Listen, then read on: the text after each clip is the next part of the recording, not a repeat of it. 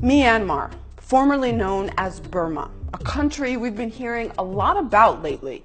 Slit throats, burnt villages, dead children, and raped women in the thousands. But some Burmese officials are claiming this is fake news, saying Rohingya Muslims set their own homes ablaze to hijack the world's attention. Over 200 villages were burned to the ground, tens of thousands of homes, all to attract international attention? Sorry, but the evidence says otherwise. This is a scorched earth, burn it and shoot it army.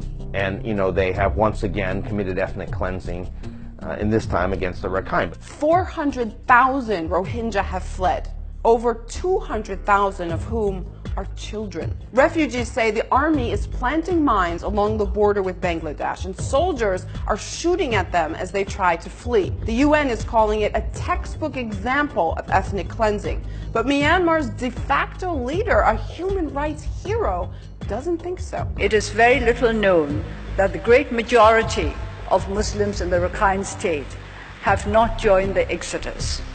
More than 50% of the villages of Muslims are intact. The whole world stood by Aung San Suu Kyi, even giving her a Nobel Peace Prize for nonviolent struggle for democracy and human rights.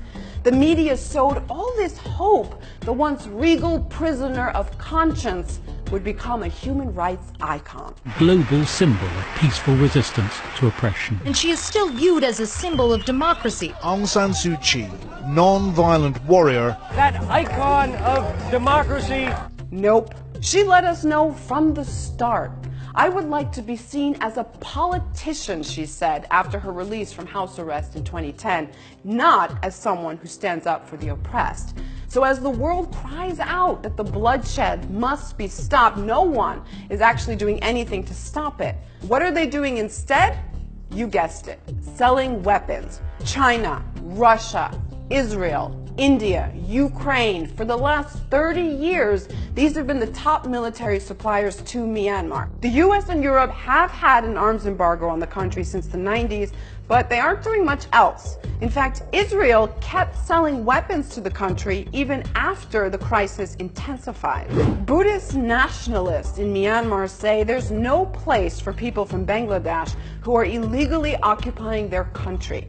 Doesn't that just seem like a convenient justification of the current purge to make it look like a historic right, with the goal of wiping an ethnic minority off the map?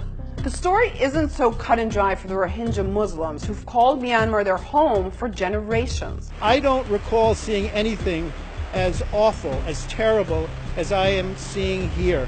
The crimes against humanity, the ethnic cleansing for which the government of Burma is responsible, are like nothing I've witnessed before. I visited a hospital yesterday. Children, ages 1, 5, 10, suffered burn wounds, gunshot wounds, and with human beings essentially treated like animals. I'm not saying the latest bloodshed came out of nowhere. It began after suspected Rohingya terrorists attacked security forces.